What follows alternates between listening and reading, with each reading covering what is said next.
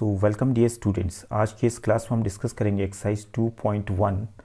Okay बच्चों, और इससे पहले हमने डिस्कस किया था चैप्टर का introduction, polynomials, polynomial in one variable, types of polynomials on the basis of degree of the polynomial और जीरोज ऑफ द पॉलिनोमियल। ये सारी चीज़ें हम डिस्कस कर चुके हैं और उसी के ऊपर बेस्ड आपका एक्सरसाइज है। तो हम स्टार्ट करते हैं exercise without wasting much time. तो पहला क्वेश्चन देखिए आप क्या लिखा हुआ है, which of the following expressions are polynomials in one variable. तो ये आपने फाइंड करना है कौन से एक्सप्रेशन जो आपके हैं नीचे में, सारे के सारे नीचे अलजेब्रिक एक्सप्रेशंस गिवन है, तो उनमें से कौन पॉलिनोमियल्स हैं बट इन वन वेरिएबल, लेकिन वन वेरिएबल में होना चाहिए, एंड विच आर नॉट, और कौन नहीं है, state reasons for your answers, और आपने उसके पीछे रीजन लिखना है क्यों नहीं है या क्यों है। ओके, तो पहले वाले पार्ट में आइए, वन का 4x² - 3x + 7। तो यहाँ साफ सी बात है, ये आपका एल्जेब्रिक एक्सप्रेशन जो है इन वन वेरिएबल है। अभी तक तो हमने ये कहा कि इसमें x ही x वाला टर्म है, ठीक है, पहला टर्म में भी x है, दूसरे टर्म में भी x है, तीसरे टर्म में x नहीं तो x की पावर 0 हो जाएगा। दैट मीन्स यहाँ पे केवल एक ही वेरिएबल है आपका x ही x। चलो हमने कह दिया कि it is an algebraic expression in one variable, अभी तक के इन्फॉर्मेशन के अकॉर्डिंग। अब फिर हम इनकी पावर चेक करेंगे, मीन्स वेरिएबल की पावर चेक करेंगे। तो पहले टर्म में जो x है उसकी पावर में 2 है, तो ये आपका होल नंबर है। Okay, it is a whole number, और या कह सकते हैं आप it is a positive integer, ठीक है, बात एक ही है। उसके बाद दूसरे वाले टर्म में गए, x की पावर में कुछ नहीं है तो 1 होगा, 1 is also a whole number, that means, और तीसरे वाले में x है ही नहीं, दैट मीन्स x की पावर 0 है, तो 0 भी आपका होल नंबर ही होता है, ठीक है। तो हम कहेंगे इट इज़ अ पॉलिनोमियल, ठीक है, क्योंकि यहाँ पे जो वेरिएबल्स थे उनकी पावर में क्या है, होल नंबर है। जहाँ जहाँ वेरिएबल्स थे आपने चेक कर लिए है, और इसका आंसर हो जाएगा yes it is a polynomial in one variable. तो ये आपका क्लिक कर दिया हमने। तो इसका रीजन आप देखेंगे कि this algebraic expression contains only one variable that is x, and the power of the variable in every term is a whole number, that is why it is a polynomial in one variable. Okay, तो इस तरीके से आप language बना देंगे। Okay, second वाले में देखिए, सेकेंड वाले में भी एक ही वेरिएबल है, वाई आपको दिख रहा है यहाँ, वाई के अलावा कोई दूसरा वेरिएबल है नहीं। दैट मीन्स अभी तक को हम कह सकते हैं it is an algebraic expression, it is an algebraic expression in one variable. फिर पॉलिनोमियल होने के लिए इसकी पावर चेक करनी पड़ेगी जो वेरिएबल्स है। तो यहाँ पर पहला टर्म में जो वाई है उसकी पावर में 2 है, it is a whole number, जाहिर सी बात है। और दूसरे वाले टर्म में अगर नहीं है वाई, तो वाई लिख करके आप वाई की पावर 0 लिख सकते हो, यहाँ पे कोई दिक्कत नहीं भी लिखेंगे तो कोई फ़र्क नहीं पड़ता है, ठीक है। तो आप यहाँ पे सीधे कह देंगे it is a polynomial in one variable. Okay, और इसकी डिग्री आपकी 2 होगी, highest power of the variable is 2। वैसे डिग्री तो पूछा नहीं है, तो आप कह देंगे it is a polynomial, yes it is a polynomial in one variable. Okay, आपका आंसर ये होगा। रीजन आप दे सकते हैं, it contains only one variable and it is a polynomial because the power of the variable in every term is a whole number.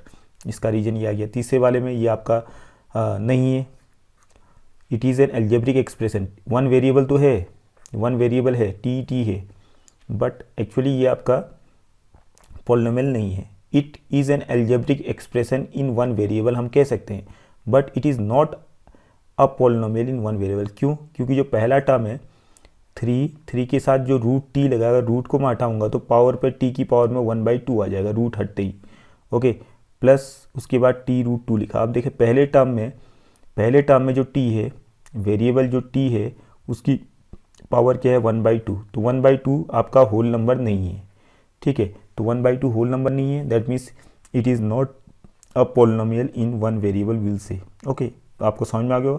चौथा वाला आपका डायरेक्ट है y + 2, और y की पावर में क्या लिख देंगे हम -1, y को ऊपर भेजेंगे, ऊपर लाएंगे तो y की पावर -1, y का रेसिप्रोकल हो जाएगा आपका, सॉरी 1/y का रेसिप्रोकल y की पावर, सॉरी 1/y को हम लिखते हैं y⁻⁻1।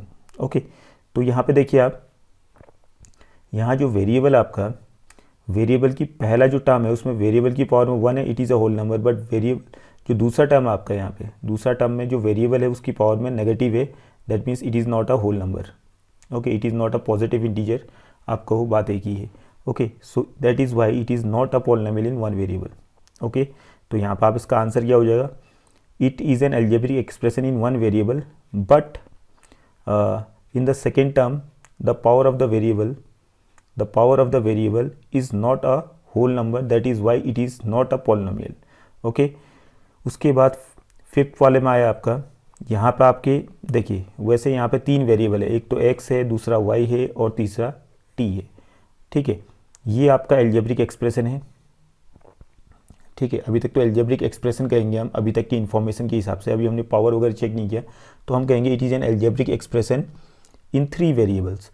बट जब जैसे हमने पावर चेक किया तो पावर आपकी देखी, पहले वाले की पावर होल नंबर है, दूसरे वाले की पावर भी होल नंबर है, तीसरे वाली पावर भी होल नंबर है। दैट मीन्स हम क्लियर हो गए कि आपका पॉलिनोमियल है। It is a polynomial but not in one variable, means एक वेरिएबल बनी है, तो ये भी आपका क्रॉस हो जाएगा, it is not a polynomial in one variable आप लिख देंगे। ठीक है, hope this is clear. Second वाले क्वेश्चन पाइए आप, question number second, right the coefficients of x square in each of the following. तो देखिए यहाँ सेकेंड का जो पहला पार्ट है, सीधे आपने एक्स स्क्वायर वाला टर्म देखिए, एक्स स्क्वायर वाला टर्म बीच वाला टर्म है, इसका जो कोफिशिएंट है वो लिखना है, तो इसके साथ कुछ भी नहीं है तो यहाँ आप लिख देंगे नंबर 1।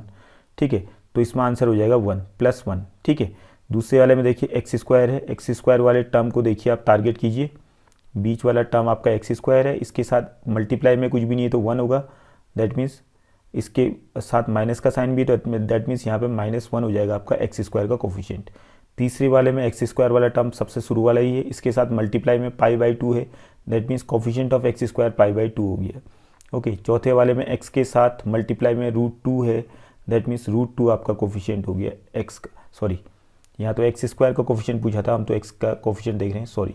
ठीक है, तो यहाँ पे एक्स स्क्वायर वाला टर्म ही नहीं है, तो एक्स स्क्वायर वाला टर्म नहीं है, दैट मीन्स यहाँ जो आपका एक्स स्क्वायर वाला टर्म होगा वो 0x² लिख देंगे आप ऐसे, तो एक्स स्क्वायर का जो कोफिशिएंट होगा वो आपका 0 हो जाएगा। ओके, यहाँ पे एक्स स्क्वायर वाला टर्म नहीं है, that is why we are adding 0x²। Okay, hope this is clear. Question number 3 देखिए, question number 3, give one example each of the binomial of degree 35 and a monomial of degree 100। तो binomial माने 2 terms होने चाहिए जिसकी degree क्या होनी चाहिए 35, तो डिग्री 35 माने हाईएस्ट पावर। तो एक काम कीजिए, मैंने x की पावर 35 लिख दिया है यहाँ। ठीक है, और मुझे बाइनोमियल चाहिए, बाइनोमियल का मतलब क्या होता है आपको मालूम है, 2 टर्म्स होना चाहिए, तो प्लस मैंने लिख दिया यहाँ, प्लस एक और टर्म लिख दो, 2 लिख दो, चलेगा।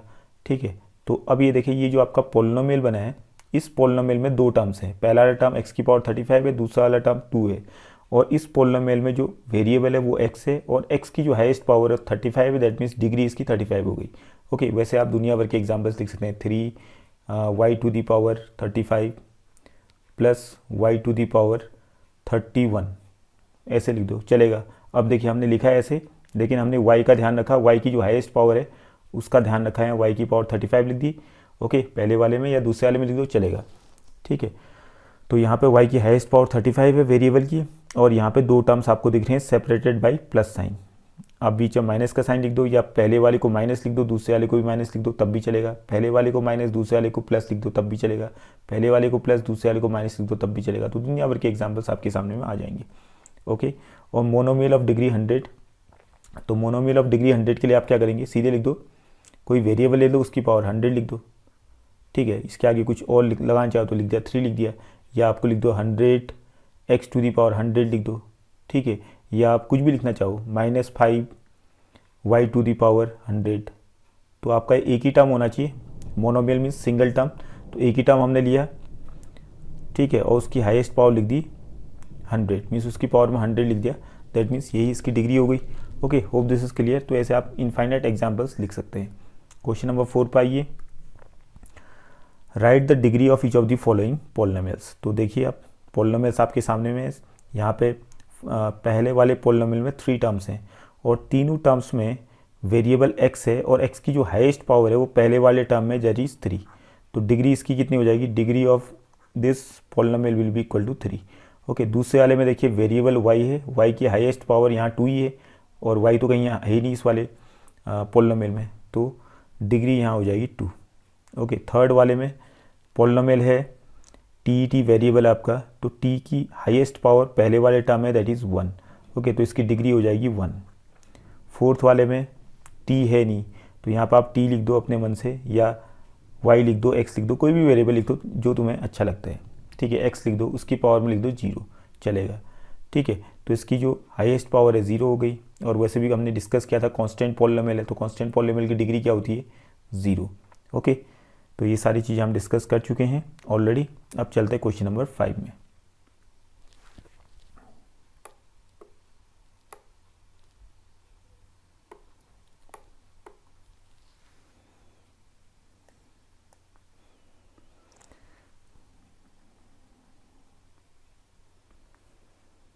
क्वेश्चन नंबर 5 देखिए, classify the following as linear, quadratic and cubic polynomials.